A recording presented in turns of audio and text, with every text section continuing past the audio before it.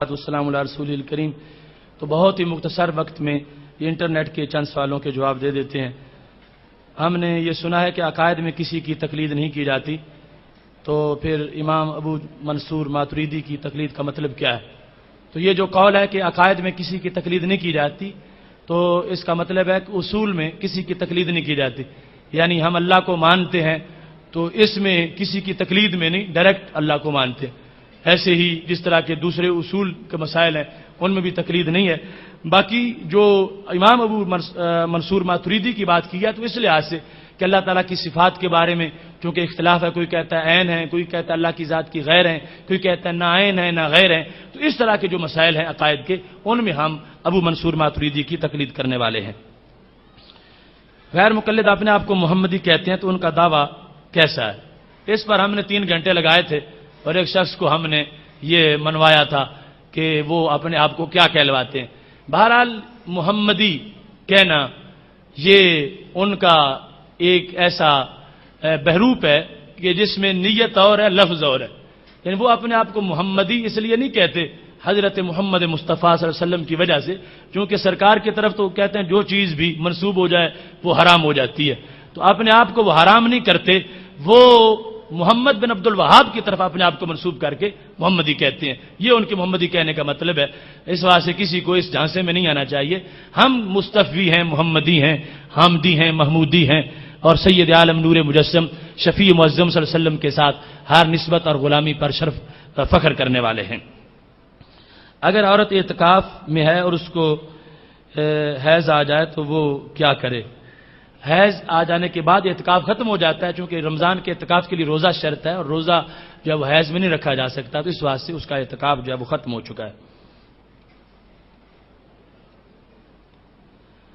یہ حضرت صاحب کچھ لوگ کہتے ہیں کہ ہم تو کسی کے مقلد نہیں، اگر تم مقلد ہو تو صرف ایک امام کے مقلد ہو، تم چاروں اماموں کا مقلد ہونا چاہیے۔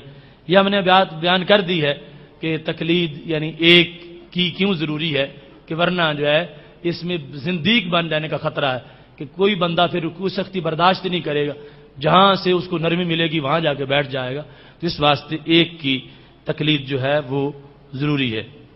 جس شخص کے روزے پورے نہ ہوں اور نمازیں پوری نہ ہوں وہ اعتکاف بیٹھ گیا ہے، کیا حکم ہے؟ اعتکاف ایک علیحدہ عبادت ہے، اس کا کوئی ایسا مدار نہیں روزوں پر اور نمازوں پر کہ جیسے شرط اور مشروط ہوتا ہے وضو اور نماز کا تعلق ہوتا ہے۔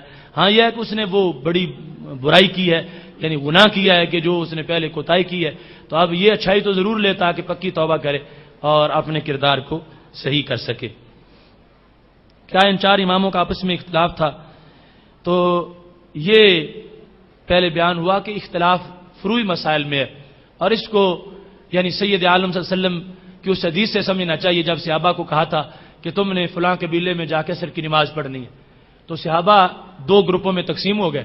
کچھ لوگوں نے کہا کہ اصل میں نماز پڑھنا تو مقصود نہیں ہے، کام اور ہے وہاں جا کے کرنا ہے، عصر کا ٹائم رستے میں ہو گیا لہذا ہم نماز رستے میں پڑھ لیتے ہیں۔ اگر سرکار کا یہ مقصد ہوتا کہ ہم نے وہاں جا کے جماعت کرانی ہے پھر تو تھا، اصل کام اور کرنا ہے تو نماز رستے میں آ گئی ہے تو ہم پڑھ لیتے ہیں۔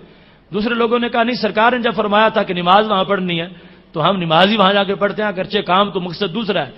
تو تقسیم ہو گئے صحابہ 2 گروپوں کے اندر، اور اپنی اپنی دلیل تھی ان کے۔ جب واپس آئے تو نبی علیہ الصلوۃ والسلام سے پوچھا تو میرے محبوب علیہ السلام نے فرمایا کلکم علی خیر، تم دونوں پارٹیاں سچی پارٹی ہو۔ تو اس میں یعنی وہ ایسا اختلاف جو ہے وہ امت کا رحمت اختلاف کہلاتا ہے، اور یہ ائمہ کے اکثر مسائل جو فقہی فروعات کے ہیں ان کی یہ صورتحال ہے، اس میں اور کوئی ایسا اصول کا اختلاف نہیں ہے۔ اس واسطے ہمارے نزدیک یعنی ائمہ میں سے جو حنفی، مالکی، شافعی، حنبلی، ان کے ایک دوسرے کے پیچھے اقتداء جائز ہے، ایک دوسرے کے پیچھے نماز پڑھ سکتے ہیں، لیکن شرط یہ ہے کہ امام جو ہے وہ مواضع اختلاف میں احتیاط کرتا ہو، کہ اگر کسی کام سے حنفیوں کے نزدیک وضو ٹوٹ جاتا ہے تو امام کو احتیاطاً وہ کام بھی نہیں کرنا چاہیے، اور شافعیوں کے نزدیک اگر کسی کام سے وضو ٹوٹ جاتا ہے، مثال کے طور پر مس امرأہ سے امام شافعی رحمۃ اللہ علیہ کے نزدیک وضو ٹوٹ جاتا ہے، عورت کو ہاتھ لگ جائے تو ان کے نزدیک وضو ٹوٹ جاتا ہے، ہمارے نزدیک نہیں ٹوٹتا۔ تو اگر کوئی حنفی شافعیوں کو بھی جماعت کراتا ہے، اس کے پیچھے شافعی بھی نماز پڑھتے ہیں، تو اس کو ان کا بھی خیال رکھنا چاہیے کہ ان کے لحاظ سے بھی اس کا وضو نہیں ٹوٹا ہوا ہونا چاہیے، اور یہ صورتحال ہے۔ تو اس سے پتہ چلا عقیدہ ایک ہے اور ایک دوسرے کے پیچھے اقتداء بھی جائز ہے۔ اللہ تبارک و تعالی ہم سب کو عمل کی توفیق عطا فرمائے۔ اب سارے حضرات ایک بار مل کے درود شریف پڑھیں، الصلاۃ والسلام علیہ۔ سوالات کا سلسلہ شروع ہوتا ہے، انٹرنیٹ سے جو سوالات موصول ہوئے ہیں ان میں ہے کہ اگر ہم باوضو ہو کر نماز کے لیے جاتے ہیں اور راستے میں کوئی عیسائی یا یہودی ہاتھ ملا لیتا ہے تو کیا دوبارہ وضو کریں یا صرف ہاتھ دھوئیں اور باقی وضو نہ کریں؟ تو اس سے ہاتھ ملانے سے وضو تو نہیں ٹوٹے گا، لیکن تقوی کا وضو ٹوٹ جائے گا۔ تو اس واسطے وہاں اگرچہ حالات یقیناً لوگوں کی مجبوریاں بھی ہیں، لیکن اجتناب کیا جائے اور ان سے ملاقات اور معانقہ سے پرہیز کیا جائے، بہرحال وضو نہیں ٹوٹے گا۔ پینٹ کوٹ اور ٹائی پہننے کے بارے میں کیا حکم ہے؟ کیونکہ اکثر علماء کرام پینٹ کوٹ پہننے کو غلط قرار دیتے ہیں کیونکہ یہودی اور نصرانیوں کا لباس ہے۔ اگر ایسا ہے تو پھر شلوار قمیض کے بارے میں بھی روشنی ڈالیں کیونکہ اس کی اصل بھی ہنود میں ہے۔ یہ بھی سوال اہم ہے۔ تو اس صورتحال میں بھی یعنی اگر کوئی شخص اسلامی لباس پہنتا ہے تو یہ زیادہ اچھا ہے۔ جب ہمارا ان لوگوں سے مقابلہ ہے تو وہ یعنی تہذیب کا مقابلہ ہے، تمدن کا مقابلہ ہے، کلچر کا مقابلہ ہے، ایمان کا مقابلہ ہے، تو اس میں ہماری شناخت ان سے جدا ہونی چاہیے۔ ان کو یہ نہ ہو کہ یہ ہمارے ساتھ رغبت رکھتے ہیں، ہمیں اچھا سمجھتے ہیں، ہمارے جیسا لباس پہنتے ہیں، تو اس بنیاد پر ان سے فرق ہونا چاہیے۔ باقی جہاں پر شلوار کا معاملہ ہے تو یہ انبیاء کرام علیہ السلام کی سنت میں سے ہے، تو اس کو اس کے یعنی ہنود کا لباس کہہ کر اس کو ٹالا نہیں جا سکتا۔ اگر کوئی ہمارا سنت کام اگر دوسرا مذہب شروع کر دیتا ہے تو ہم سنت کو نہیں چھوڑیں گے ان کی وجہ سے۔ جس طرح کہ معاذ اللہ کچھ لوگ داڑھی کے بارے میں تشبیہ دیتے ہوئے داڑھی کی حیثیت کو گھٹانا چاہتے ہیں۔ اگر کوئی بندہ وہ اسلامی جو شاعر ہیں ان میں سے اسلام سے بہر وہ اپنا لیتا ہے، ان کو بنا لیتا ہے، تو بہرحال ہم اپنی صورتحال کے اندر ہم نبی علیہ الصلوۃ والسلام کا تصور رکھتے ہوئے اس سنت پر قائم رہیں گے اور اس کو ترک نہیں کریں گے۔ تو شلوار بالخصوص جو عورتیں پہنتی ہیں ان کے لیے تو بہت زیادہ فضائل ذکر کیے گئے ہیں حدیث شریف میں کہ یہ پردہ اس میں زیادہ ہے اور جنت کی خوشخبری سنائی گئی ہے، اور مردوں کے لیے بھی پردہ ہے، یہاں پر چونکہ تہبند اور اظہار بھی یعنی سنت میں موجود ہے، شلوار بھی مردوں کے لیے سنت میں ہے، اور حضرت ابراہیم علیہ السلام کی سنتوں میں اس کا ذکر ہے، تو اس واسطے شلوار میں اس طرح کی کوئی قباحت نہیں ہے۔ ویسے یعنی عقلاً لباس وہ اچھا ہے کہ جس میں آزاد جدا جدا نظر نہ آتے ہوں اور سطر کا معنی زیادہ پایا جائے، وہ لباس اللہ تبارک و تعالیٰ کو زیادہ پسندیدہ ہے۔ میرے کئی دوست یہاں کویت میں امریکی کیمپس میں کام کرتے ہیں، یہ کویت سے سوال ہے، ان کے لیے کام کرنا ٹھیک ہے یا ان کے ساتھ کھانا پینا کہاں تک ٹھیک ہے؟ یعنی یہ جو ملازمت ہے، محنت مزدوری، اگر وہ لوگ مذہب میں مداخلت نہ کرتے ہوں تو اس میں جواز موجود ہے، یعنی یہ ایک شرعی جواز کی بات کر رہا ہوں۔ ویسے جو قرآن مجید کے احکام ہیں احتیاط کے وہ تو یہ ہے نا کہ لا تقعد بعد ذکر مع القوم الظالمین، کہ ایسے لوگ جو ہیں یہود و نصارہ ان کے ساتھ بیٹھنا جائز نہیں کہ طبیعت ان سے کوئی چوری کر لے گی اور بندے کو پتہ نہیں چلے گا، اور ایسی کمپنیوں میں اور ایسے ماحول میں جانا اس لیے کافی اس میں آزمائش اور ابتلا ہے۔ ایک بندہ جو دارالحرب میں یا کافروں کے دیش میں جاتا ہے تو اس کو سوچ سمجھ کے جانا چاہیے کہ مجھے وہاں پر کتنی پابندیاں کرنی پڑیں گی۔ یعنی یہ اصل میں کوئی اچھا کام نہیں ہے کہ اپنا اسلامی ملک کو چھوڑ کے غیر اسلامی ملک میں چلے جانا اور اپنے آپ کو پیش کر دینا ہلاکت اور تباہی کے آگے، عریانی اور فحاشی اور سارے غلط نظریات۔ لیکن جو نفس جواز ہے اس کے لیے رزق حلال کے طلب میں کوئی گیا ہے تو پھر ہزار پابندیوں کے ساتھ اپنے آپ کو محفوظ رکھے، کہیں ایسا نہ ہو کہ پیسہ مل جائے اور دین دے کے واپس آ جائے، تو دین کو بچانا جو ہے وہ نہایت لازم ہے۔ ایسی صورت میں کام تو جائز ہوگا مگر ان کے جو شر کے ہتھ کنڈے ہیں ان سے اپنے آپ کو بچانا بڑا لازم ہے۔ برائے مہربانی اسرائیلی ریاست کی ہسٹری اور یہودیت اور نصرانیت میں فرق بیان کر دیں، یہ بھی انٹرنیشنل کویسچن ہے۔ اس سلسلہ میں تفصیل میں تو ہمارا یہ رمضان شریف سے پہلے 2-3 جمعہ پہلے موضوع ہوا تھا یہودی دماغ کی شرارتیں۔ یہودی دماغ کی شرارتیں، اس میں ہم نے مدینہ شریف سے لے کر لبنان کی جنگ تک ایک سروے پیش کیا تھا، شرارتیں ان کی کتنی ہیں، اور پھر دنیا میں جتنی بھی دہشت گردی کی صورتیں ہیں سب سے پہلے وہ یہودیوں نے ایجاد کی ہیں۔ یعنی سب سے پہلا جو طیارہ ہائی جیک ہوا تھا وہ یہودیوں نے کیا تھا، سب سے پہلے ٹارگٹ کلنگ کے پروگرام یہودیوں نے اپنائے تھے، سب سے پہلے پارسل بم یہودیوں نے بھیجا تھا اور انہوں نے اس دہشت گردی کو ہوا دی تھی. اس طرح وہ تفصیل سے اس سے معلوم کیا جا سکتا ہے. باقی فرق جو ہے وہ واضح ہے کہ قرآن مجید میں یہ فرق بیان کیا گیا ہے کہ نصارہ کو یہودیوں سے کچھ کم درجہ ان کا بیان کیا گیا شرارت میں، کہ ان میں احبار ہوتے ہیں، روبان ہوتے ہیں، وہ اتنے شریر نہیں، پلید نہیں جتنے یہودی پلید ہیں. لیکن اسلام دشمنی میں اور نان مسلم ہونے کے لحاظ سے اور اسلام سے باہر ہونے کے لحاظ سے وہ برابر ہیں. اور بالخصوص جو تم نے اب موجودہ صورتحال کے اندر دیکھا ہے کہ جس قدر وائٹ ہاؤس کے اندر بیٹھا ہوا بش بدماش ہے، اسی قدر ان کے عبادت خانے میں بیٹھا ہوا پوپ بھی بدماش ہے. وہ برابر کی بدماشی کر رہے ہیں اسلام کے خلاف. تو ان میں ہمیں کوئی فرق اس لحاظ سے سیاست اور مذہب میں بھی کوئی نظر نہیں آتا.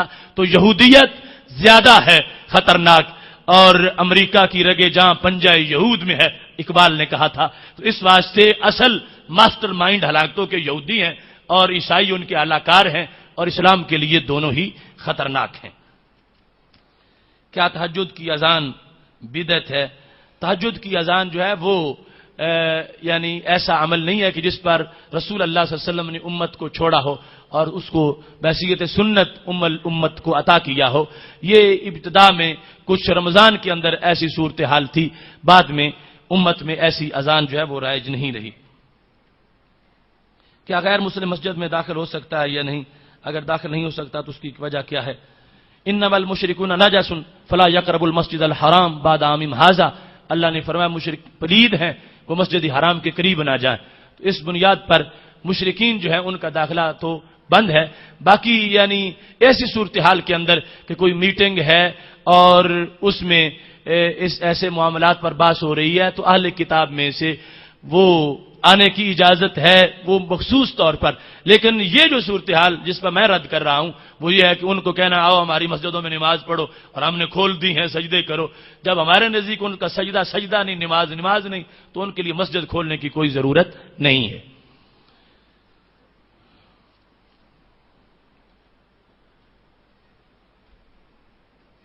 آج کل زیادہ لوگ ہیلو اور گڈ بائے کا استعمال کرتے ہیں، السلام علیکم یہ ترک ہوتا جا رہا ہے. تو یہ جو ہمارے اصل الفاظ ہیں وہ استعمال ہونے چاہیے. یعنی السلام علیکم جو ہے یہ ایک جنتی تحفہ ہے، تو اس کو ترک نہیں کرنا چاہیے، اور خود اس کا تلفظ جو آنا چاہیے، صرف ہاتھ کے اشارے سے جو ہے وہ گزارا نہیں کرنا چاہیے. اگر یہود و نصارہ سے اتنی دور رہنے کا حکم ہے تو پھر ان کو دعوت اسلام کیسے دی جائے گی؟ مسلمان ان کے ساتھ حالت جنگ میں رہیں گے تو دعوت اسلام جو ہے ان کے لیے مستقل اس کا ایک پلیٹ فارم ہے کہ دعوت اسلام کے لیے یہ ہے کہ ان تک قرآن مجید کی آیات کا ابلاغ کرو، ان تک پیغام پہنچاؤ. یعنی اس کا یہ مطلب نہیں ہے کہ ہر وقت ان کے ساتھ حالت جنگ میں رہو. جس وقت وہ حالت جنگ میں ہیں، ان کی طرف سے آغاز ہو رہا ہے، تو اس وقت ان کے ساتھ نرم رویہ نہیں ہونا چاہیے جس طرح ہمارا موجودہ دور گزر رہا. یعنی اس میں وہ اپنے سارے اسلحے ہم پہ آزما چکے ہیں اور مولک سے مولک ہتھیار انہوں نے امت مسلمہ پر استعمال کیے ہیں. ایسی صورتحال کے اندر ہماری جو جوابی صورتحال ہے اس میں یقیناً سختی ہونی چاہیے. باقی ابلاغ اور تبلیغ کے لحاظ سے ان کے پاس اگر کوئی دعوت کا پیغام لے کے جانا چاہتا ہے تو اس کو اجازت ہوگی. لیکن یہ فرق ہے واضح طور پر کہ کوئی کسی سے قرضہ مانگنے جا رہا ہے یا ان کو کلمہ پڑھانے جا رہا ہے. کلمہ پڑھانے جانے کا انداز اور ہوتا ہے اور قرضہ مانگنے کا انداز اور ہوتا ہے. یہ فرق ہے واضح طور پر ہر ایک شخص کو معلوم ہے.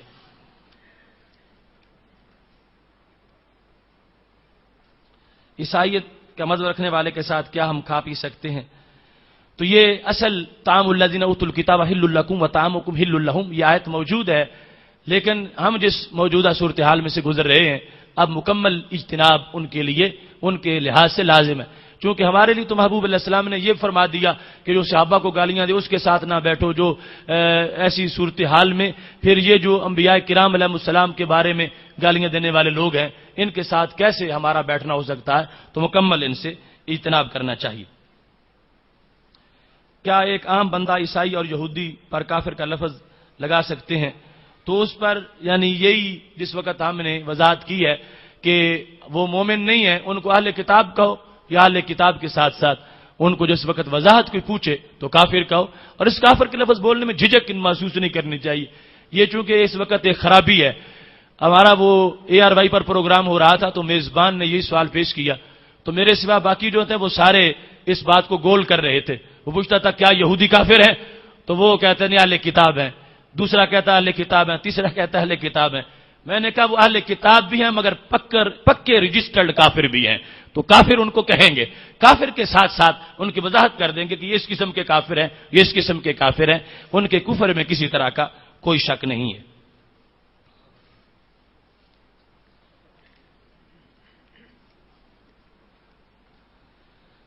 کافروں کے وفود سے مسجد نبوی شریف میں ملاقات فرماتے رہے، اس کی وجہ بیان کریں.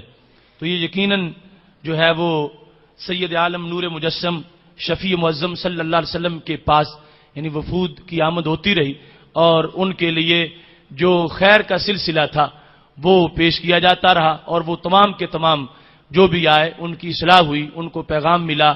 اور سید عالم نور مجسم شفیع معظم صلی اللہ علیہ وسلم اپنے احوال کو اور ان لوگوں کے احوال کو اچھی طرح جاننے والے ہیں، لہذا اس پر قیاس کرتے ہوئے ہم جو نادیدہ ایسے پرابلم ہیں ان کے لحاظ سے ایسے لوگوں کو اپنی مسجدوں میں آنے کی اجازت نہیں دیں گے، بالخصوص جب رب ذوالجلال کی طرف سے مشرکین کے لیے یہ آیت نازل ہو گئی کہ وہ مسجد حرام کے قریب بھی نہ جائیں، اس واسطے کہ وہ لوگ پلید ہیں. نماز پڑھتے وقت اکثر نیند آ جاتی ہے تو نماز ہو گئی یا نہیں؟ نماز پڑھتے وقت نیند آ جائے اور اگر کوئی پورا رکن بندہ سویا رہا اور اس کے ساتھ وہ سوئے ہوئے میں ہی کہیں قیام سے سجدے میں پہنچا ہوا، رکوع کا پتہ ہی نہیں ہے کہ ہوا ہے یا نہیں ہوا، تو پھر وہ نماز نہیں ہوگی. ایک ہی رکن کے اندر سویا تھا پھر جاگ آ گئی اور ایسی صورتحال کے اندر امام کے پیچھے تھا تو اس کی ہو جائے گی. اگر امام کے پیچھے اور پورا رکن درمیان سے پیچھے رہ جائے یعنی قیام میں ہی مستغرق تھا، امام صاحب سجدہ میں پہنچے ہوئے تھے تو اب ایک پورا رکن درمیان میں رکوع والا اس میں اشتراک نہیں ہو سکا تو اب اس کی اقتدا ختم ہو چکی ہے، اس صورت میں اس کی نماز نہیں ہوگی. ایسے ان خاتون نے ہمشیرہ کے لیے دعا کے لیے کہا ہے، اللہ تعالیٰ ان کی ہمشیرہ کو صحت کاملہ عاجلہ دے. حج کرنے کے لیے جانا ہے، 3 روزے پہلے رکھ کر جاتے ہیں یا نہیں؟ نیز 7 روزے آ کر رکھتے ہیں. تو یہ اس کے لیے ہے جو کہ وہاں پر ہدی یعنی قربانی نہ پیش کر سکے، اس کے لیے روزوں کا حکم ہے. ویسے کوئی حج کے روزے نہیں ہے کہ کچھ رکھے جائیں پہلے یا بعد میں آ کے رکھیں. یہ اس صورت میں ہے کہ جس کے پاس ہدی کے پیسے نہ ہوں تو اس کے لیے اللہ تبارک و تعالیٰ نے روزوں کا حکم دیا ہے. کم علمی کے باعث قبور کے بنانے اور ان کے نشان کو باقی رکھنے کے بارے میں علم نہیں، مزین گنبد وغیرہ بنانے کے بارے میں بیان فرمائیں. تو قبور جو ہیں ان کے بارے میں چونکہ ایسے علاقے جہاں پہ بارشیں زیادہ ہوتی ہیں یا لوگوں کے لیے فاتحہ پڑھنے کی آمد و رفت کے لحاظ سے نشانی برقرار رہے، اور اگر وہاں پر لوگ زیادہ جاتے ہیں تو دھوپ میں ان کو سایہ ملے، بارش میں ان کو چھت میسر ہو، اس نیت سے قبروں پر گنبد بنانا جائز ہے. ورنہ اگر کوئی یہ سمجھتا ہے کہ کسی قبر والے کو راحت پہنچانی ہے گنبد بنا کے تو اس کا کوئی اسلام میں تصور نہیں ہے.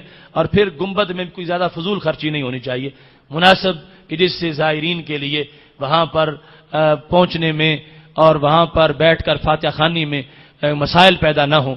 ایسی صورتحال کے اندر اگر کوئی گنبد بناتا ہے تو اس کا جواز موجود ہے. مدینہ شریف کے یہودیوں سے سرکار کا تعلق بیان فرمائیں اور ان کے قتل عام کی وضاحت فرما دیں. مدینہ شریف میں جو ہے وہ یہودیوں کے کئی قبائل تھے.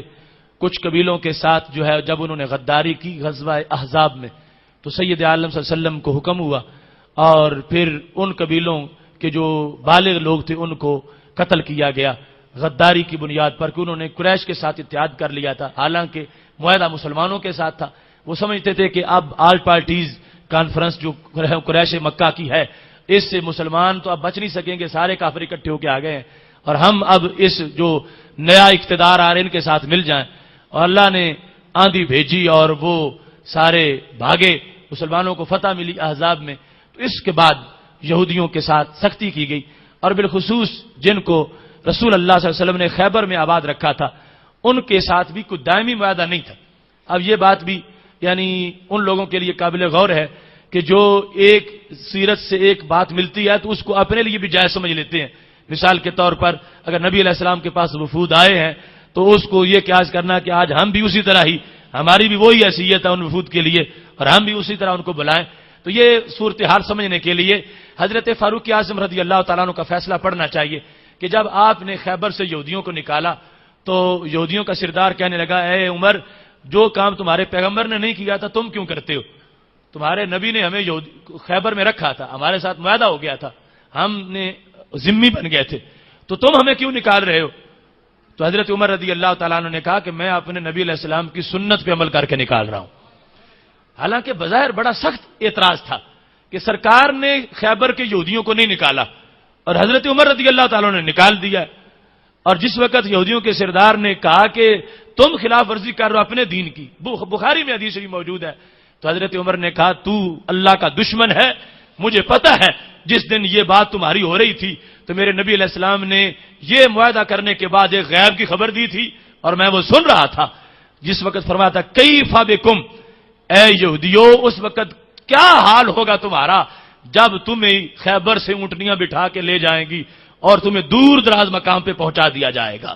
تو حضرت عمر رضی اللہ تعالیٰ نے کہا اس دن کی خبر تو میرے نبی علیہ السلام دے کے گئے تھے اور یہ فرمایا تھا جب تم نے کہا تھا کہ کب تک باقی رہیں گے تو میرے نبی علیہ السلام نے فرمایا تھا ماشاء اللہ جب تک اللہ چاہے گا تم خیبر میں رہو گے, ہمیشہ ہم نہیں تمہیں گارنٹی دے رہے. تو حضرت عمر کہنے لگے وہ اب اللہ نے چاہ لیا ہے کہ تم یہاں سے نکل جاؤ اس واسطے کہ جو معاہدے تھے تم نے وہ توڑے ہیں.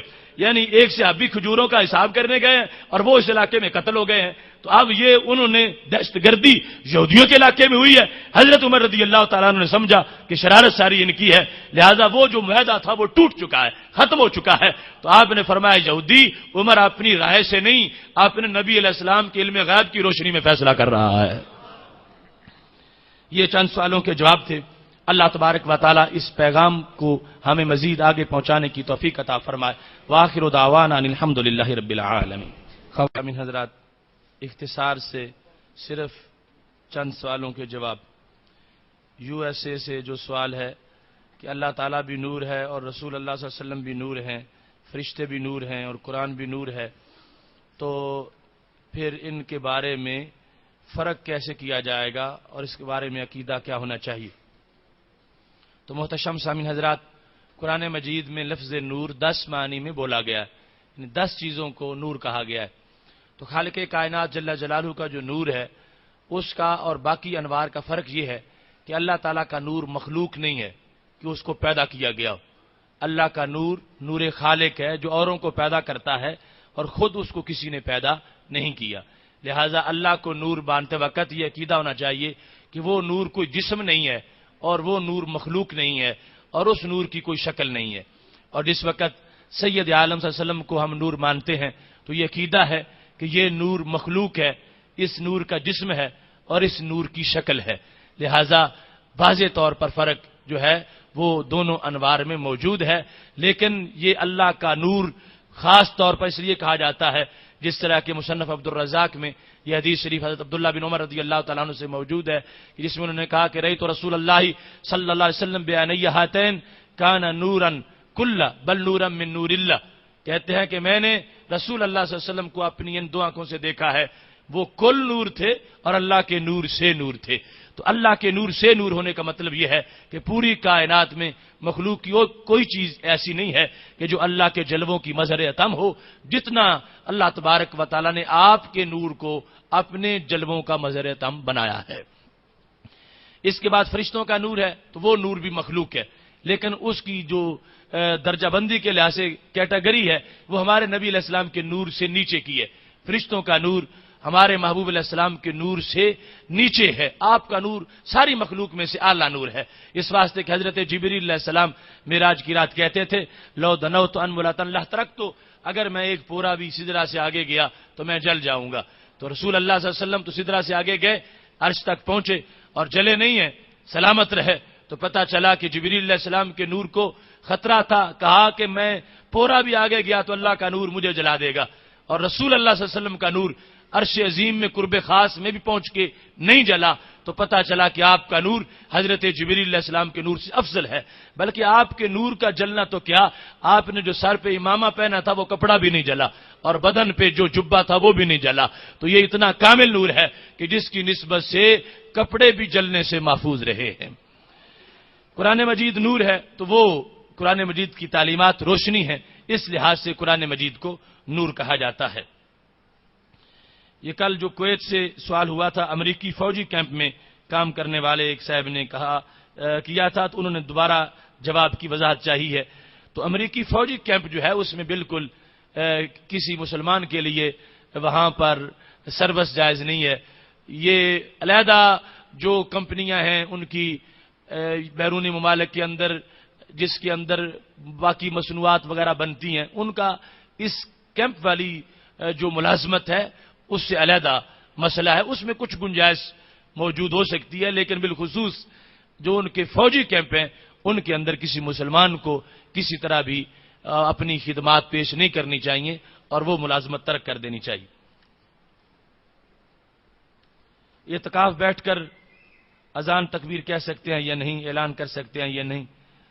تو اعتکاف جو ہے وہ ہے مسجد میں، اور اذان مسجد سے باہر ہوتی ہے، اور جو بالخصوص اذان کے لیے اصل طریقہ ہے کہ مسجد سے باہر چھوٹا سا حجرہ بنایا جائے، قبلہ کی دیوار میں ہو یا محراب کی سائیڈ میں ہو، تو وہ مسجد فقہی سے باہر جگہ ہوتی ہے، اصل اس جگہ اذان پڑھنے کا حکم ہے۔ اگر کسی مسجد میں وہاں سے مسجد سے باہر جگہ بنائی گئی ہے جس طرح حقیقت میں ہونی چاہیے، تو معتکف اس جگہ میں داخل نہیں ہو سکتا، کیونکہ اس کا خارج مسجد کا حکم ہے، وہاں جائے گا تو اس کا اعتکاف ٹوٹ جائے گا۔ اس وجہ سے نہیں کہ اس نے اذان پڑھی، اس وجہ سے کہ وہ مسجد سے باہر نکلا۔ اور اگر کہیں مسجد میں ہی اذان دی جاتی ہے اور جو شرعی طریقہ ہے اس کی خلاف ورزی ہوتی ہے اذان دینے میں، تو اب یہ ہے کہ مسجد کے اندر اذان پڑھنے سے اس کا اعتکاف نہیں ٹوٹے گا، اگرچہ اذان کا صحیح طریقہ یہ ہے کہ وہ مسجد سے باہر دی جائے۔ ایسے ہی ناموس رسالت کے سلسلہ میں یہ پوچھا گیا کہ گستاخان رسول جو ہیں ان کا قتل واجب ہے، ہم ان تک کس طرح جا کے ان کو قتل کر سکتے ہیں؟ یہ طریقہ خود بخود آ جاتا ہے، جس طرح عامر شہید نے اس کو اپنی زندگی میں ثابت کیا ہے کہ کس انداز میں وہاں تک پہنچنا چاہیے۔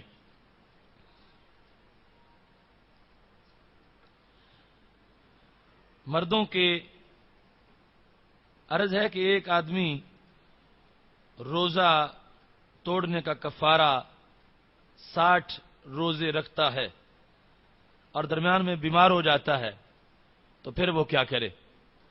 تو اس میں وہ 60 روزے جو ہیں وہ پے در پے رکھنے پڑتے ہیں۔ اگر وہ درمیان میں بیمار ہو گیا تو پہلے رکھے ہوئے ضائع ہو جائیں گے، پھر نئے سرے سے اس کو مکمل جو ہے وہ پے در پے رکھ کے ہی 60 مکمل کرنا پڑیں گے۔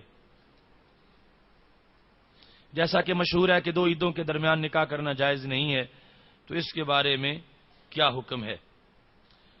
تو محتشم سامعین حضرات، یہاں ایسی باتیں بس غلط العوام ہے، ویسے رائج ہو جاتی ہیں۔ تو 2 عیدوں کے درمیان نکاح میں کسی طرح کا کوئی شرعی حرج نہیں ہے، اور نکاح کرنا بالکل جائز اور صحیح ہے۔ یہ چند سوالات تھے جن کا جواب دے دیا، چونکہ بجلی کی وجہ سے پہلے ہمارا پروگرام لیٹ ہو گیا ہے۔ ابھی ہمارے پیر سید محمد علی عابد مشدی صاحب کے والد محترم جو پچھلے دنوں وصال کر گئے تھے، ان کے اصال ثواب کے لیے فاتحہ شریف پڑھیں تاکہ دعا کی جائے۔ جبریہ ہیں، قدریہ ہیں، جو رجسٹرڈ بدعتی ہے، اور اس کے سوا بہت سی یعنی بگڑی ہوئی دین کی حالتیں جو حجاز مقدس میں اس وقت بطور دین ان کو راج کر دیا گیا اور دین سے ان کا تعلق نہیں ہے، وہ بدعت ہیں۔ اور اللہ کا فضل ہم اہل سنت و جماعت جو ہے وہ کوئی ایسی چیز کا کوئی عقیدہ نہیں رکھتے کہ جس کی کوئی اصل پیچھے موجود نہ ہو، اور ان دلائل کی روشنی میں ہمارا عرس شریف کی محفل کو مناہی کے بغیر منعقد کرنا، ختم شریف، اصال ثواب، درود شریف، محفل میلاد شریف، یہ ساری پیچھے ان کی اصل موجود ہے، اور یہ اس اصل کا ایک حصہ ہے، اور یقیناً وقت کا فرق ہوتا ہے۔ اب صحابہ کرام علیہم رضوان جس وقت کھانے کے اندر ان کا انداز یہ تھا کہ کھجور ہفتے میں مل جاتی تھی یا 2 کھجوریں مل جاتی تھی، تو اگر آپ کوئی شخص یہ کہتا ہے کہ تمہارے لیے لنگر پکانا تب جائز ہوگا کہ جب صحابہ سے دیگیں ثابت کرو، تو انہیں سوچنا پڑے گا جن کو ویسے کھانے کے انداز سے اتنی مشکلات تھیں اور ایک کھجور پر گزارا ہو رہا تھا، اگر وہاں سے آپ دیگیں تلاش کریں گے تو وہ دیگیں ہرگز نہیں ملیں گی۔ لیکن زمانے کا جو تغیر ہے اس کے لحاظ سے دیکھو گے تو ضرور بات سمجھ آ جائے گی کہ اگر قرآن مجید برہان رشید آج ہم لکھتے ہیں پڑھتے ہیں سب کچھ اس کی شکل موجود ہے، لیکن آج جو صورتحال ہے اس کے پیش نظر اور اس وقت کے جو حالات تھے ان کے پیش نظر وہاں قرآن پتوں پہ لکھا جاتا تھا، ہڈیوں پہ لکھا جاتا تھا، چمڑوں پہ لکھا جاتا تھا، وہ اس وقت کا تقاضا تھا۔ اب کوئی کہے کہ آج بھی چمڑے پہ لکھیں گے، آج بھی ہڈیوں پہ لکھیں گے، تو ہم یہ کہہ سکتے ہیں کہ وہ پاگل ہے، اس کو دین کا پتہ نہیں۔ آج جب کاغذ ہے تو کاغذ پہ لکھنا چاہیے، وقت اور اس کی نزاکت کو دیکھنا چاہیے۔ تو اتنا درمیان میں وقت کے اختلاف کے لحاظ سے صورتحال ہو سکتی ہے، ورنہ اللہ کے فضل سے ہم اہل سنت و جماعت کے جتنے معمولات ہیں ان کی اثر شریعت میں موجود ہے، اور اگر کہیں کوئی گڑبڑ کرتا ہے تو ہم خود اس کو روکنے کے دعوے دار ہیں اور علمبردار ہیں، اور اس سلسلہ میں ہماری تحریک جاری ہے، بالخصوص وہ مزارات کہ جن کے اوپر اگر تشیع پرست کچھ لوگ سجادہ نشین بن گئے ہیں، یا ملنگ وہاں پہ بیٹھے ہوئے ہیں کہ جہاں ڈھول ڈمکے بجتے ہیں یا قبروں کو سجدے ہوتے ہیں یا اس طرح کی خرافات وہاں پہ موجود ہیں، تو وہ اس کا ہمارے دین سے کوئی تعلق نہیں ہے، اور انشاءاللہ ہم ان کے خلاف بھی اپنی تحریک کا آغاز کرنے والے ہیں، اور ہر نظام خانقاہی کے اندر ہر جو ایسی چیز آ رہی ہے وہ دشمنوں کی طرف سے ایک سازش کا حصہ ہے، اور انشاءاللہ ہم اپنے نظام خانقاہی کو ایسی آلودگیوں سے مکمل پاک اور صاف کر کے جو اصل حضرت داتا گنج بخش اجمیری کا مشن ہے اس پر قائم ہیں، ہرگز ایسی چیزوں سے ہمارا کوئی تعلق نہیں ہے۔ بدعت ہر اذان سے پہلے صلاۃ پڑھنی کس حدیث اور قرآن میں لکھا ہے؟ یہی میں نے تقریر کی، شاید سوال کسی نے پہلے لکھ دیے تھے، یہ مجھ سے پوچھنے سے پہلے اگر کوئی امام بخاری سے پوچھے کہ جو تم نے بخاری لکھی تھی اور اتنے سال لگائے تھے، یہ کس آیت میں تھا کہ محمد بن اسماعیل پیدا ہو تو وہ بخاری لکھے اور اتنی جلدوں میں لکھے اور اس طرح لکھے، یا قرآن مجید میں نہیں تو حدیث شریف میں ہوتا، حدیث شریف میں نہیں تو حضرت صدیق اکبر تو فرما کے جاتے، اگر کہیں بھی نہیں تو امام بخاری نے کیوں لکھی؟ کیا غلط کیا؟ نہیں، صحیح کیا، تو صحیح اس طریقے کے مطابق کیا جو ہم نے سنت طریقہ ثابت کیا ہے۔ اور ہمارے پاس میری یہ کتاب چھپے ہوئے کئی سال گزر گئے ہیں، صلاۃ السلام پر اعتراض آخر کیوں، اس میں ہم نے اس کے تفصیل سے جوابات دیے ہیں، اور یہاں پر باقاعدہ نبی علیہ الصلوۃ والسلام کا حکم ہے کہ جب اذان ختم ہو جائے تو فرمایا صرف جو اذان پڑھ رہا ہے وہی جواب نہ دے، ثم صلوا علیہ، سارے مجھ پہ درود پڑھو۔ مسلم شریف کی حدیث شریف ہے کہ جتنے سن رہے ہو ان پر بھی درود پڑھنا لازم ہے۔ اس واسطے یہ بات تو سنت سیاح سے بھی ثابت ہے، اور باقی جو ہم نے اصول بیان کیا اس کے لحاظ سے بھی اس میں کسی طرح کی کوئی کجی اور کمی موجود نہیں ہے۔ ایسے ہی رسم کل 10واں اور 40واں، یہ سوال لکھنے والے کی غلطی ہے، اور جو کوئی عرف میں استعمال کرتا تو لفظ رسم ہرگز جائز نہیں۔ ختم کل شریف اور ختم چیلم اور ختم 11ویں شریف، یہ سازش ہے کہ ہمارے زبان سے وہ کہتے ہیں کہ ہم رسم کہلوائیں، یہ رسم نہیں، یہ تو سنت مستثنیٰ کا ایک شعبہ ہے، اور رسول اکرم نور مجسم شفیع معظم صلی اللہ علیہ وسلم سے ثابت ہے کہ عمل ایک کا ہو تو اس کا فائدہ دوسرے کو ہو جاتا ہے۔ یہ 11ویں شریف ہے، یہ کل شریف ہے، پڑھتے تم ہو، فائدہ جن کو چاہتے ہو ان کو پہنچتا ہے، ختم تم پڑھتے ہو، نفل تم پڑھتے ہو، صدقہ تم کرتے ہو، اور کسی اپنے فوت شدہ کے لیے جانور اصالہ ثواب کے لیے اللہ کے دربار میں تم پیش کرتے ہو اور فائدہ ان کو ہوتا ہے۔ اور اس پر سینکڑوں احادیث موجود ہیں کہ جس وقت میرے محبوب علیہ الصلوۃ والسلام سے پوچھا گیا، بخاری شریف میں ہے، ایک شخص نے کہا ان اختی ناظرت ان تحج وانها ماتت، میری ہمشیرہ نے نظر مانی تھی کہ وہ حج کریں گی اور وہ فوت ہو گئی ہیں، نظر پوری نہیں کر سکی، تو کیا ہو سکتا ہے کہ میں حج کروں تو میری ہمشیرہ کی نظر پوری ہو جائے؟ تو میرے نبی علیہ السلام نے فرمایا مجھے جواب دو، لو کان علیہ دین كنت قاضیہ، اگر تمہاری ہمشیرہ پہ قرض ہوتا تم ادا کرتے تو قرض ادا ہوتا یا نہ ہوتا؟ تو کہنے لگے ادا ہو جاتا۔ فرمایا فقد دین اللہ فهو احق بالقضاء، پھر اللہ کا قرض پورا کر دو، وہ زیادہ حقدار ہے کہ اس کو پورا کیا جائے۔ اب حج کرنا ثواب بھائی کا ہے، فائدہ بہن کو ہے، یہ اصل ثواب ہے، یہ اصل ہے۔ اس ختم کی 11ویں ہو یا کل، ہمارے نزدیک کوئی ایسی تعین شرط ہی نہیں ہے کہ اگر تیسرے دن ہو دوسرے دن ہو پھر تو کل ہو ورنہ نہ ہو، ہر لمحہ اصل ثواب جائز ہے، جب کو چاہے جائز ہے۔ یہ تو صرف انتظامی بہتری کے لیے ایک تاریخ کا اعلان کر دیا جاتا ہے کہ لوگ اس میں آ جائیں، اور ہم سے بڑی یعنی یہ تعین کرتے ہیں کہ جنہوں نے باقاعدہ شعبہ ہی غائبانہ جنازہ کا بنا رکھا ہے، مرتا پتہ نہیں کوئی ہے یا نہیں، اشتہار پہلے چھپ جاتا ہے، کب پہلے 90 میں ایسے پوسٹر لگتے تھے غائبانہ جنازے کے، اور کب ایسے اجتماع ہوتے تھے۔ اگر ختم شریف پر تنقید کرنی ہے تو کم از کم اپنے گھر دھیان کر کے دیکھ آیا کرو کہ وہ غائبانہ جنازہ تو پڑھنا ہی جائز نہیں امت میں، نبی علیہ السلام کے بعد کسی صحابی نے کسی کا نہیں پڑھا، تو آج کا کون پڑھ سکتا ہے؟ جب حضرت صدیق اکبر شہید ہو جائے ان کا کوئی نہ پڑھے، ان کا وصال ہو جائے، حضرت فاروق اعظم شہید ہو جائے ان کا جنازہ مکہ شریف والے غیبانہ نہ پڑھے، حضرت علی رضی اللہ تعالیٰ عنہ شہید ہو جائے، پوری سلطنت میں ایک جگہ بھی ان کا غیبانہ جنازہ نہ پڑھا جائے، تو کیا آج کا کوئی شہید ان سے بڑا درجہ رکھتا ہے؟ نہیں رکھتا۔ تو پتہ چلا کہ یہ ایک سازش ہے اور دین کے لحاظ سے ایکسپلائٹ کرنے کا ایک ذریعہ ہے یہ پورا غیبانہ جنازوں کا شعبہ۔ اگر یہ اعتراض میں مخلص ہو تو کم از کم اپنے یہ اعتراض ختم کر کے پھر ہم سے پوچھیں، یقیناً ان کو سمجھ بھی جلدی آ جائے گی۔ محتشم سامع حضرات، ٹائم مختصر ہے، سوالات کی لمبی ایک بڑی میرے پاس لسٹ ہے۔ یہاں پر حضور اکرم صلی اللہ علیہ وسلم کے صحابہ کرام علیہم رضوان ان کے لحاظ سے مختلف چیزوں کے بارے میں پوچھا گیا، تو میں نے یہ پہلے واضح کر دیا ہے۔ صحابہ کرام علیہم رضوان بالخصوص حضرت عبداللہ بن عمر رضی اللہ تعالیٰ عنہ نماز چاشت پڑھی جا رہی تھی، تو ان سے کسی نے پوچھا کہ یہ نماز چاشت کیا چیز ہے؟ تو انہوں نے کہا بدعت ہے۔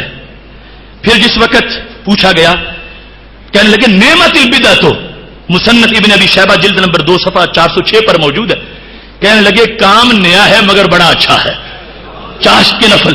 اب دیکھیے صحابہ کرام علیہم رضوان کے یہاں سے کتنی گواہیاں مل رہی ہیں کہ ان کے دور میں شروع ہوا، ان کے ہوتے ہوئے ان کے پاس شروع ہوا، مگر انہوں نے یہ نہیں کہا کہ یہ نفل پڑھنے والا جہنمی ہے، بدعت کر رہا ہے، کہا کام اچھا ہے اور اللہ تبارک و تعالیٰ اس پہ اجر و ثواب بھی عطا فرمائے گا۔ ایسے ہی یہ دوسری طرف سے کچھ سوالات موصول ہوئے، ان میں ہمارے پاس جو بھی رکا آیا ہے وہ تقریباً ہم اپنی گفتگو میں سارے اعتراضات کا جواب دے چکے ہیں، یعنی ایک اصولی جامع گفتگو کر دی ہے، وہ جو بھی بار بار اس کو سنے گا انشاءاللہ ہر سوال کا جواب اس کو مل جائے گا۔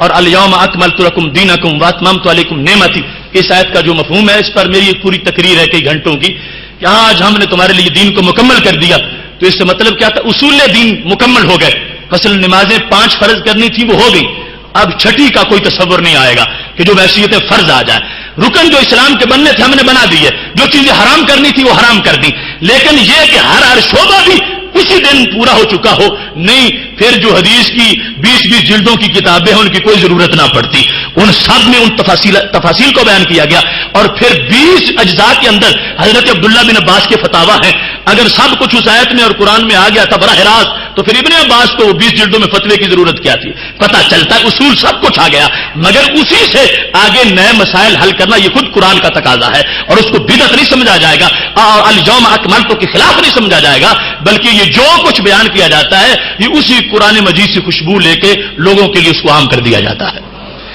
محتشم سامعین حضرات، انشاءاللہ تبارک و تعالی کل ہمارا موضوع بہت ہی اہم موضوع ہے۔ اس وقت بین الاقوامی سطح پر قادیانی اسلام کے خلاف جن سازشوں میں مصروف ہیں اس سے کوئی بھی ذی عقل انسان ناواقف نہیں ہے، تو کل کا ہمارا موضوع جو ہے وہ ہے احادیث ختم نبوت۔ پچھلے سال آیات ختم نبوت 30 آیات ہم نے ختم نبوت پر پیش کی تھی کہ جن سے نبی علیہ الصلوۃ والسلام کا آخری نبی ہونا ثابت ہے، اور وہ ایک قسط تھی، اور آج کل موضوع انشاءاللہ وہ ہے احادیث ختم نبوت کہ جن احادیث میں رسول اللہ صلی اللہ علیہ وسلم کے آخری نبی ہونے والی شان کو بیان کیا گیا ہے، تو یہ بڑا اہم موضوع ہے۔ لوگ سمجھتے ہیں شاید 1-2 حدیثیں ایسی ہیں، ہمارے نزدیک 150 سے زائد احادیث تو براہ راست جن میں تفصیل سے ہے، اور بالمعنی ہزاروں احادیث ایسی ہیں کہ جن سے محبوب علیہ السلام کی ختم نبوت کو ثابت کیا جا سکتا ہے۔ اللہ تبارک و تعالی عمل کی توفیق عطا فرمائے۔ وآخر دعوانا الحمدللہ رب العالمین۔ حضرات محترم، ہمارے آج کے کل ہمارا بڑا ہی انٹرنیشنل موضوع ہے، مسلکی ملی روحانی اور دینی موضوع ہے کہ تحفظ ناموس رسالت ایک فرض اور قرض۔ کل وقت پر تشریف لا کر اس کو سماعت کیجیے۔ انٹرنیٹ سے جو سوالات موصول ہوئے ہیں ان میں یہ پوچھا گیا ہے کہ 2 افراد ہی مضاربت کر سکتے ہیں یا زیادہ بھی کر سکتے ہیں؟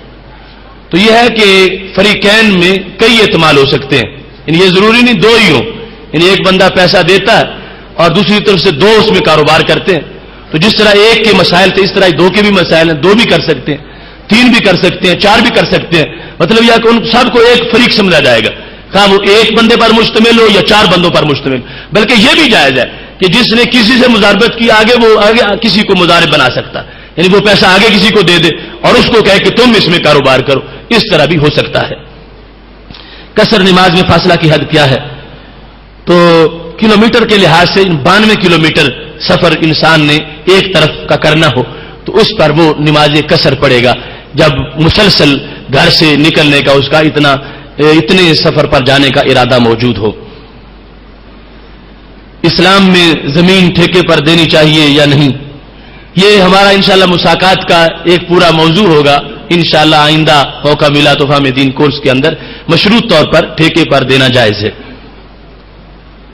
کچھ لوگوں کہنا کہ اسلام کوئی نظام پیش نہیں کرتا بلکہ کچھ اصول پیش کرتا ہے جس کے تحت نظام بنایا جا سکتا ہے، تو آپ کا اس بارے میں کیا خیال ہے؟ تو اصول اصل روح ہے اور اسی کو ہی نظام کہا جاتا ہے۔ مطلب یہ ہے کہ تشریحات تو ہر زمانے میں اس کی ہوتی رہیں گی، لیکن اصل ڈھانچہ جو ہے وہ اسلام نے پیش کیا۔ ہمارا نظام کہنے کا مطلب یہ ہے کہ کوئی یہ نہیں کہہ سکتا کہ اسلام کے پاس نظام تجارت نہیں ہے، یا اسلام کے پاس نظام معیشت نہیں ہے، یا اسلام کے پاس نظام زراعت نہیں ہے۔ تو ہمارے اسلام کے پاس سارے نظام موجود ہیں اور ان پر مشتمل جو ہے وہ اسلام کی معاملاتی تعلیمات کا ایک پورا شعبہ ہے جس میں ہر طرح کا ہمارے لیے زندگی گزارنے کا طریقہ موجود ہے۔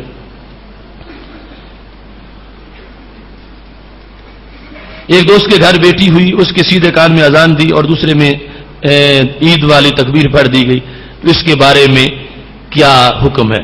یہ بھی انٹرنیٹ کا سوال ہے۔ تو جو شریعت کا حکم ہے وہ اذان کا ہے، تکبیر کا نہیں ہے، یعنی عید والی تکبیر جو ہے اس واسطے اذان جو سنت میں آیا ہے اس پر ہی عمل کرنا چاہیے۔ چونکہ آج ہمارا سوالات کا کچھ ٹائم پہلے جا چکا ہے، اس واسطے اختصار بھی ملحوظ خاطر ہوگا۔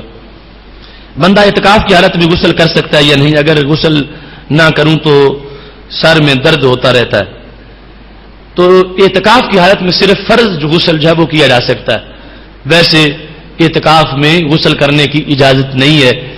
یعنی ویسے ریفریشمنٹ کے لیے اور کچھ گرمی محسوس ہو رہی ہو، ہمارے ہاں اب کچھ اعتکاف بھی ماڈرن ہوتے جا رہے ہیں، یعنی اعتکاف کے نام پر بہت بڑے بڑے لمبے پروجیکٹ لوگوں نے شروع کر دیے کہ جو کام مسجدوں کا تھا اب لوگوں نے اس کے نام پر شہر آباد کرنے شروع کر دی ہے۔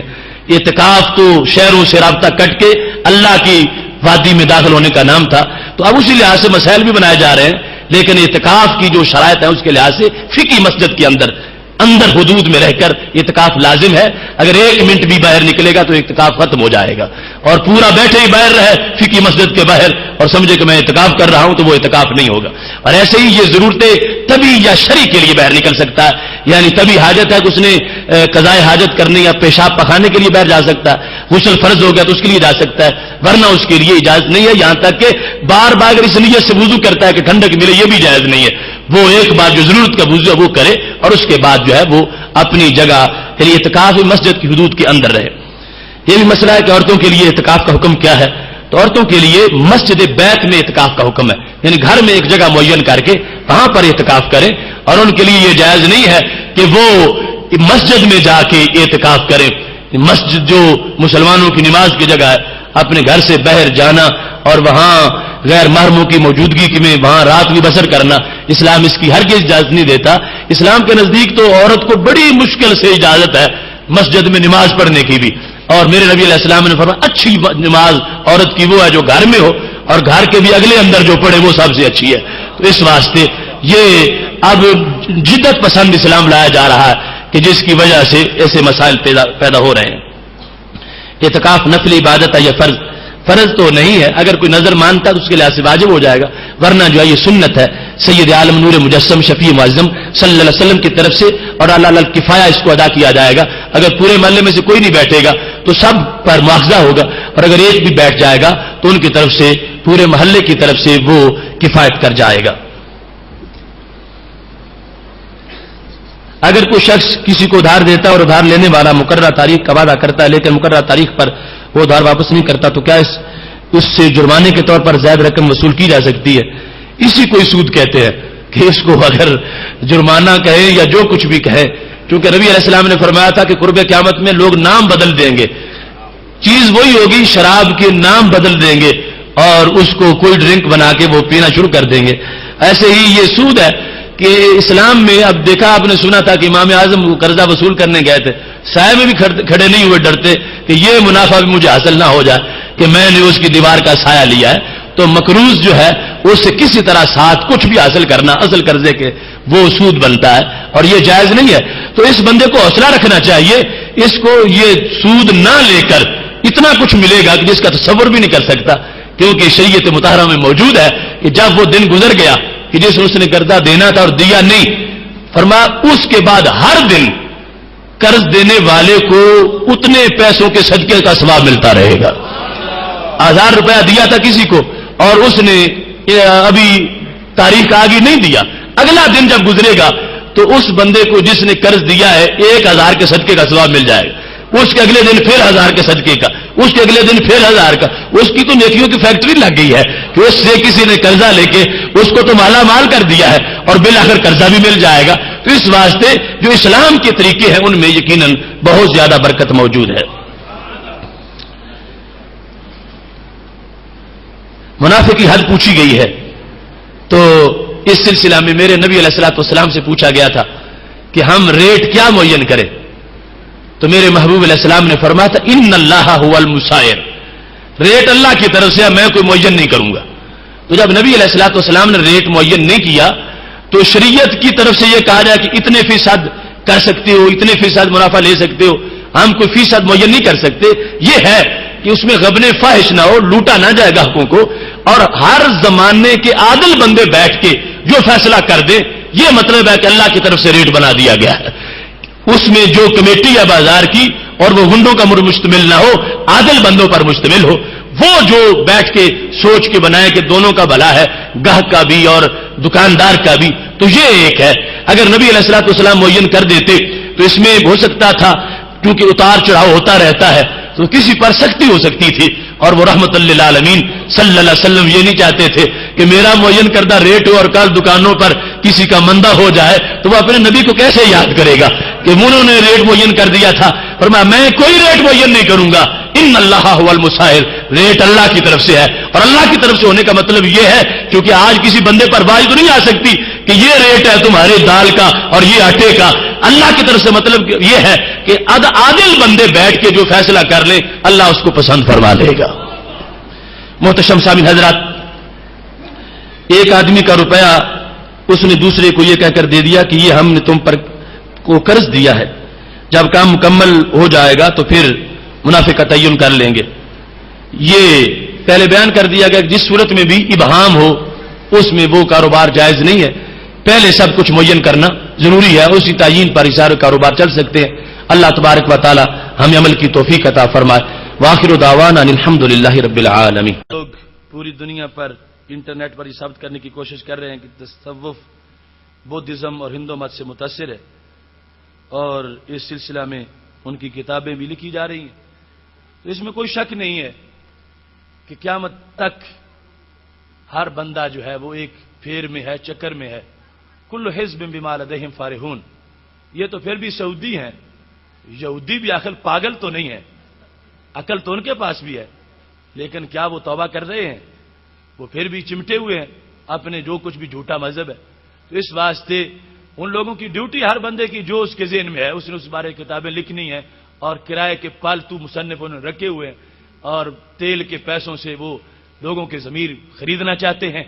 اس واسطے وہ کریں جو کچھ کریں، ہمارا کام اپنے مسلک پہ پیرا دینا ہے، اور اس انداز میں کہ یہ محبت ولی کے لیے اگر اتنی 10 اور بڑی حکومتیں بھی مل جائیں اور یہ کہیں کہ ہم نے حج کے موقع پر ہر بندے کی جیب میں کیسٹ بھی ڈالنی ہے اور ان کو ایک بیگ ہم نے اپنے گندے لٹریچر کا بھی دینا ہے جس میں گستاخیاں ہوں اور بغض ہوں، اللہ کے قرآن کی آیات کے سوا باقی جو کچھ ہے اس میں ان کی اپنی فکر، اس کو کہہ رہا ہوں، اتنی 20 حکومتیں آ جائیں، اگر محبت ولی کا رستہ کون روکے گا؟ یہ فرش بری سے چلنے والی تحریک ہے، یہ فرش زمین سے نہیں، عرش بری سے چلنے والی تحریک اور فرش زمین تک آنے والی ہے، لہذا اس تحریک کو کبھی روک نہیں سکے گا۔ یہ خوش قسمتی ہے کہ جو اس میں شامل ہو جائے گا اللہ تبارک و تعالی اس کو فلاح کا تاج عطا فرما دے گا۔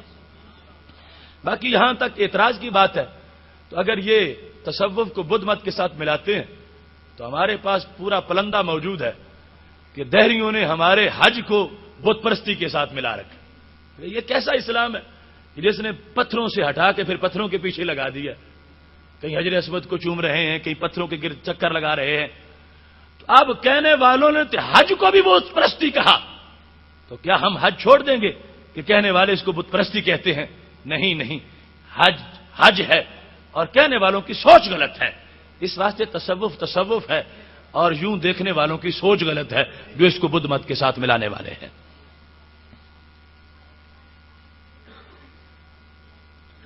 ایک نام نہاد پیر ہے ملتان کا، اس کی شکایتیں میرے پاس کافی پہنچی ہیں پہلے بھی، کہ وہ کہتا ہے ایک اللہ ہے اور ایک رسول صلی اللہ علیہ وسلم ہے، تیسرا میں ہوں. یہ بہت زیادہ خرمستیاں کر رہا ہے اور اس نے حضرت غوث پاک کی ذات کے لحاظ سے بھی بہت کچھ انحرافات کیے ہیں. یہ ڈنمارک سے سوال ہے، پہلے بھی ڈنمارک سے میرے ساتھ لوگوں نے رابطہ کیا ہے. میں ابھی کھوج لگا رہا ہوں اس کا پورا کہ یہ کیا بلا ہے. تو اس سے لوگوں کو بچانا یہ بھی ایک جہاد ہے کہ تصوف کی آڑ میں یہاں پر کتنے کتنے لٹیرے بیٹھے ہوئے ہیں جو لوگوں کا دین مذہب لوٹنا چاہتے ہیں. اللہ تبارک و تعالی ہمیں ان سے نجات عطا فرمائے.